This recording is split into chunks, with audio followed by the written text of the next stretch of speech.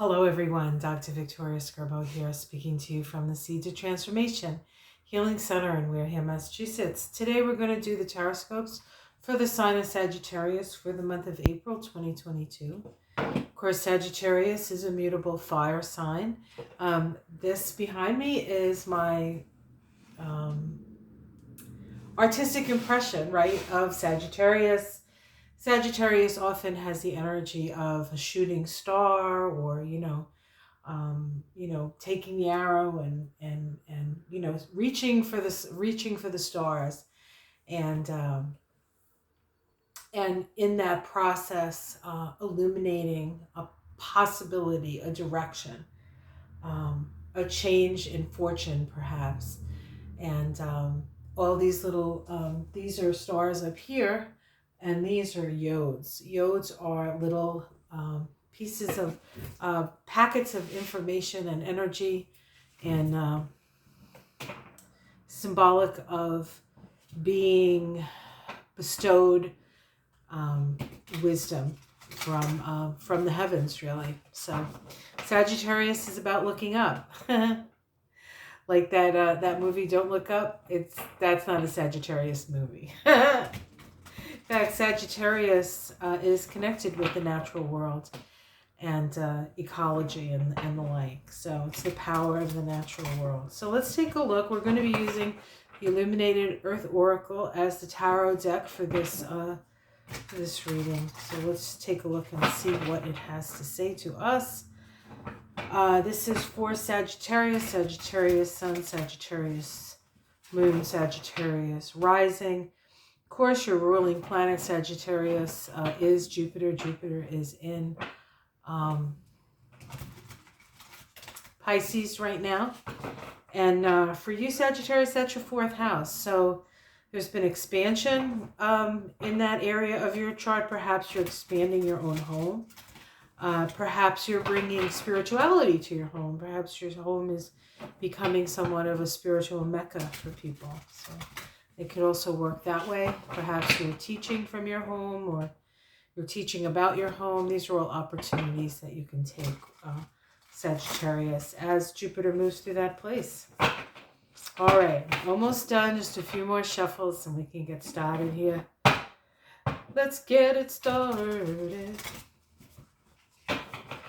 Sagittarius isn't the most patient of signs. None of the fire signs are particularly patient. All right, I think we got it. Feels good to me. All right, let's see. Whoops. Let's go. What do we have? Where are we right now? Yeah. Wow. Anguish. Anguish. Yep. A lot of suffering going on. A lot of suffering. You know, Sagittarius is a sign that really values the truth. It values clear thinking. It values the big picture. Doesn't like small-mindedness. It likes to learn, and of course there's always that sort of truth-seeking. Sag is a bit of a truth-seeking missile. That's kind of what that is, the truth-seeking missile behind me. And so what's going on in the world right now is creating a lot of grief and a lot of anguish. Anguish is something that is in the mind. Anguish is in the mind. It's an emotion of the mind. And so you're really struggling to put all of what you're seeing in the world in perspective. And it's especially hard because you have a vision of the future. You have a vision of a different way of doing things. So it makes it especially difficult at this time. Let's see what's crossing it. What's crossing it is your attachment, your attachments. So part of what's causing your anguish is what you find yourself attached to. And it can be emotional attachments. It can be attachments to people, places, and things. It can be attachments to ideas. But it's those things that sort of tie you up. And so one of the values, I guess, of this period is to see what brings you the most anguish, and how can you disconnect yourself from that in a way that's healthy, not necessarily unhealthy, but healthy, so that you sort of raise your head out of this place of great suffering that you're feeling. You have suffering for humanity, and it's very challenging. Fire signs, Sagittarius especially, very optimistic. So You know, sometimes you don't want to see the ugly, but you understand the ugly. You've been through the ugly. You as a sign, you've moved through the underworld of Scorpio, and that can at times be a pretty ugly situation that you have to move through and that you have to find some sort of peace through. And what Sagittarius does is Sagittarius, you come out of the cave, you look up, you see the light, you see the expanse before you. You see that on some level everything serves, and yet it is difficult to get past what you're seeing right now. Let's see what's at the base here. We have the cosmos. So this is a reminder that this is part of a larger cycle. I don't know if that's going to be helpful to you, but this is a part of a larger cycle. And it's really important at this time to keep your eyes open, to keep your intuition keen, but not to necessarily take things so personally, because it's going to harm you. It's going to harm you. Let's see what's in the past. We have fire in the past, so we have some sort of spiritual initiation that has come. Fire is passion. Fire is your element, right? So you were in your element, right? But now you find yourself in a little bit of a different situation. In the sky, we have plants. So what spirit, oftentimes the sky position for me is a message from spirit. What is it that you need to sort of move into or move towards?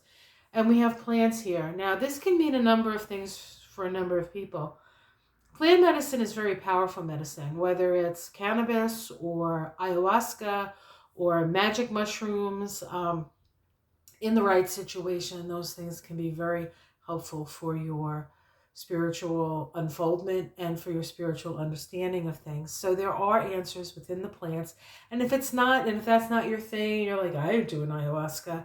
I don't like throwing up, stuff like, who does? Really? I don't. I'm a Cancer. Don't like doing that. Then you could go to nature, and nature will ease you. But there are things within nature that can help you with some of this anguish and some of this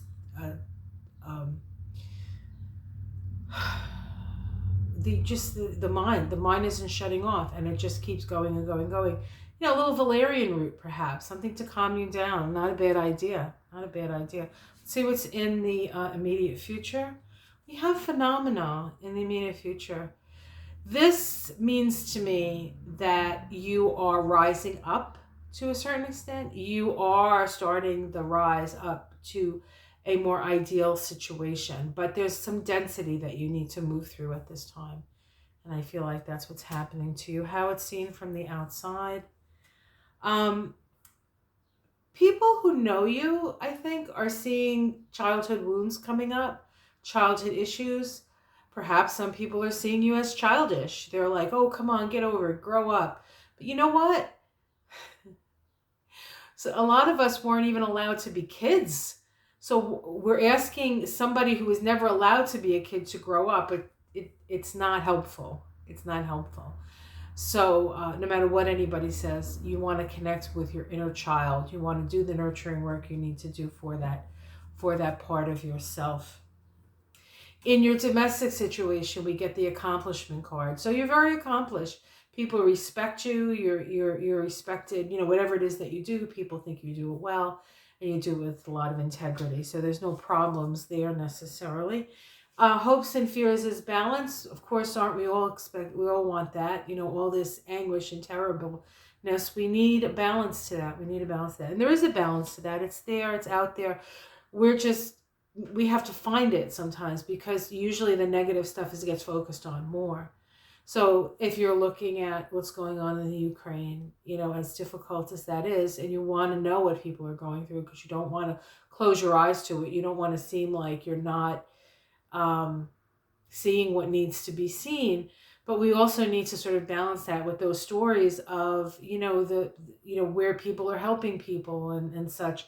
I saw a video the other day of a little Ukrainian boy coming into a school in, I think it was Spain.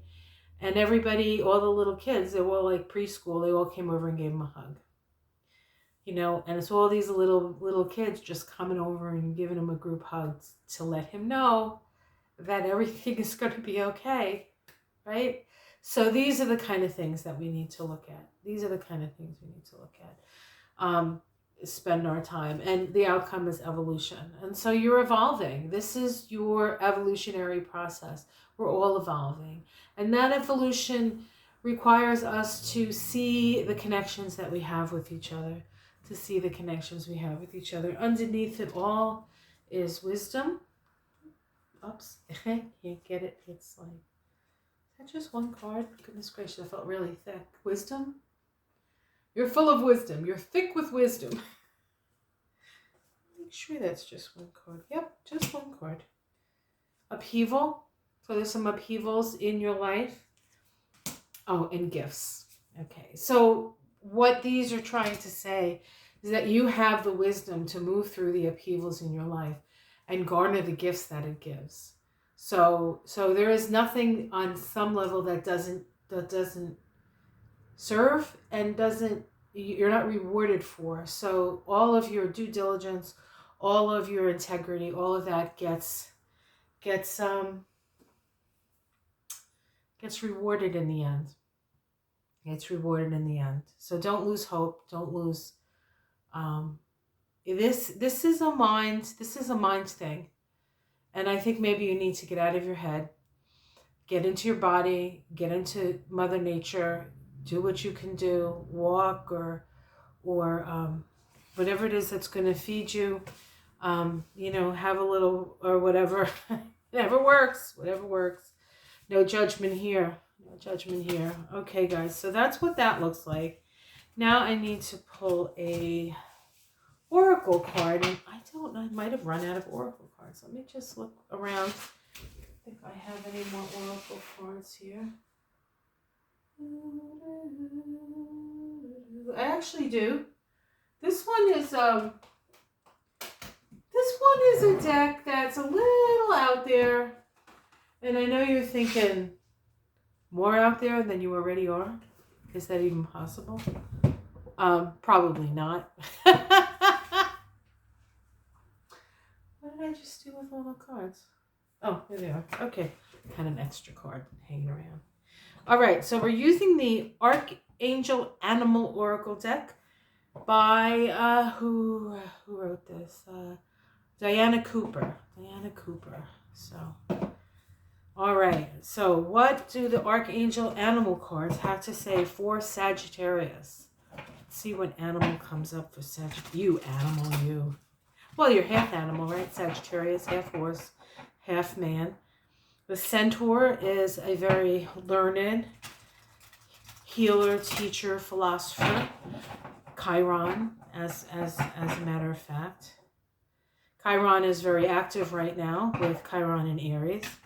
The wounds created by bullying, the wounds of the bully, the wounds of identity, not being allowed to be who you are, not allowed to breathe free, right?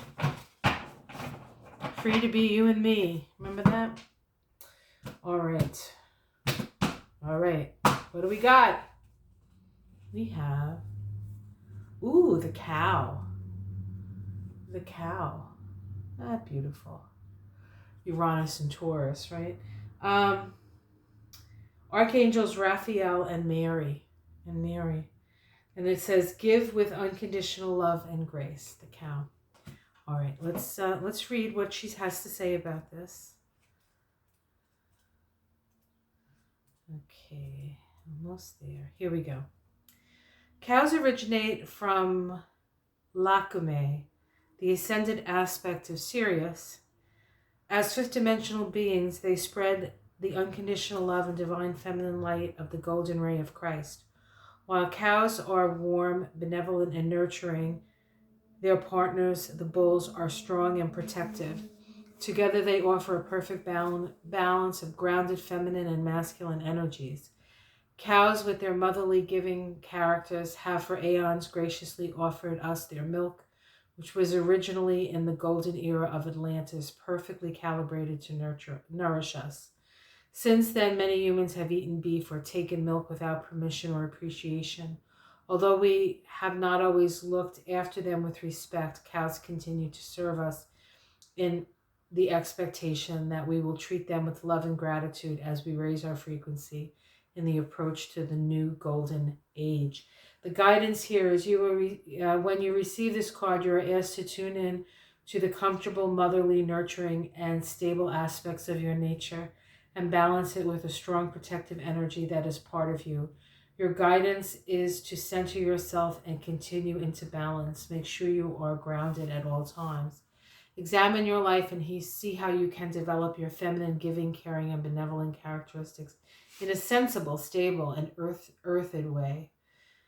Then stand in your power and demonstrate that you can be true to yourself. Recognize that you are truly lovable, no matter how others treat you. Know that you are a unique and special being and have compassion for those who have less understanding than you do. Sagittarius is the sign of understanding, so you guys understand a lot because you've been through a lot. So thank you for that. All right, guys, I hope you enjoyed that. Please like and subscribe. If you would like a reading with me, you can contact me at my website. There is a link below, theseedoftransformation.com. I do astrology, Kabbalah, numerology. I do a reading that's a combination of all those things. It's a very unique experience. It's a lot of fun, and most people really enjoy it. If you're interested in that, I am going to be having some more classes on the Kabbalah for my students who have taken classes with me. I'm going to have a new class, Climbing the Tree of Life. And for those who are interested in a beginner's course in Kabbalah, sort of a basic introduction, I will be offering that as well. That won't happen until May, but I will post it on my events page on my website, so you can take a look at that. You can check that out on occasion, and I will make announcements and put something up on the community page so you guys know what's going on. All right, guys, I hope you enjoyed that. Like, subscribe. Don't miss my astrology and Kabbalah of April. And there's a new high tea with Denise out there. You want to check that out. That was a good one. And I will see you again soon. Much love, everyone. Namaste.